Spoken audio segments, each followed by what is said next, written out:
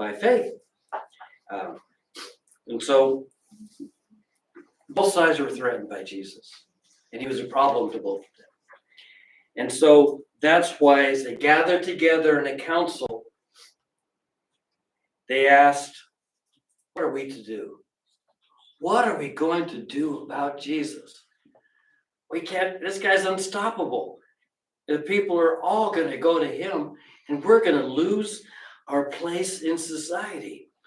We're going to have our authority, our position, our power, our wealth, our importance. He's going to take it all away. If people go to Jesus, they won't need us. The Romans won't want us. They'll see us as failures, not keeping the peace. And so, like I said, their reaction for hearing what Jesus did in raising Lazarus from the dead was panic. One old commentator said this about this. It says, instead of asking, what are we to do? He says, alas, if only their question had been, what must we do to be saved? But, he says, like all ungodly men, they are, as Augustine says, more active in devising ways to cause destruction than to escape destruction. They were more interested in what was going to happen in the society around them than what God was doing.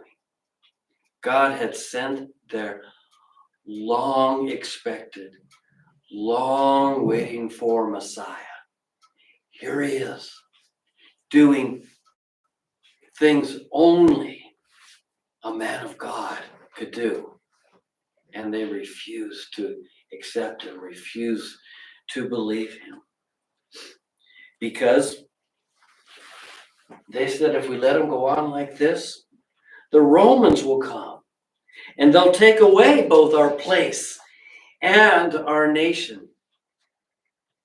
So the real issue for them, the real problem, it's a core issue, is that they'll lose their place in society, lose their importance, lose their position, lose what they have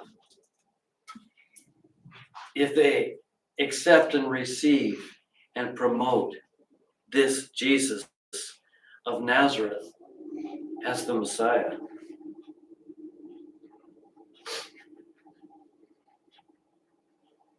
So the Sadducees and the Pharisees like this.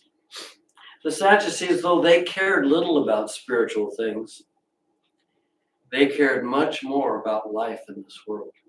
But the Pharisees were no different.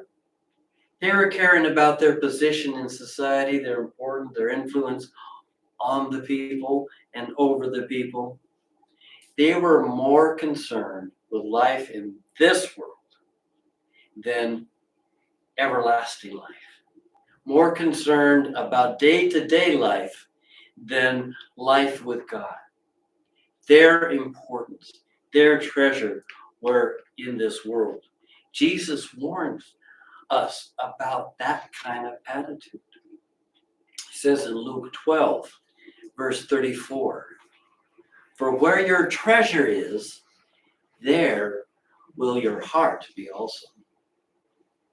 And so as this comes up, as the Jesus problem emerges, you can see where their treasure was. Their treasure was in this world, in their status, their importance, in their position, in their wealth, in their everything they have. The things of this world were more important to them than the things of God. Well, that attitude still exists today, doesn't it? And it's something we need to guard. It's something we need to watch out for. What's more important? What's the most important? Where is our treasure?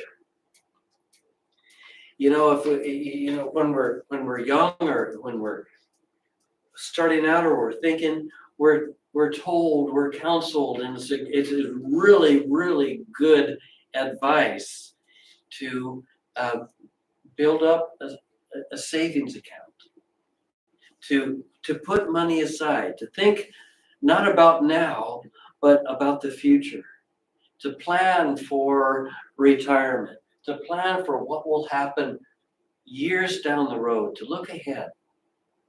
So much more, and all the more important in our spiritual lives, in our souls, more than our physical lives and life in this world.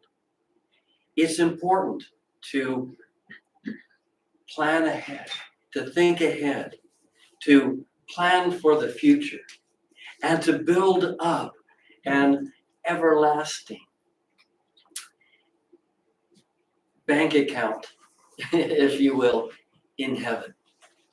And God is much more concerned about our heart, what's inside, our attitudes, than really what we do, or the position we have in life, or the accomplishments we get, or the skills that we have, or the degrees of education. All of these are important, are good, and are worthy, and are worthwhile. But in the big scheme, only one life will soon be passed. Only what's done for Christ will last. And I think that's a good philosophy to have in our minds. What we do in this life is important, because we're banking. We can be banking things for eternity. And that account, that biggest things.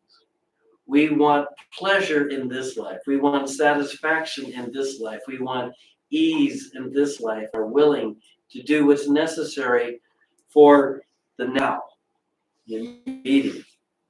But what's really important, and what's worthwhile making the sacrifices for, is what is coming in the next life, which will last forever.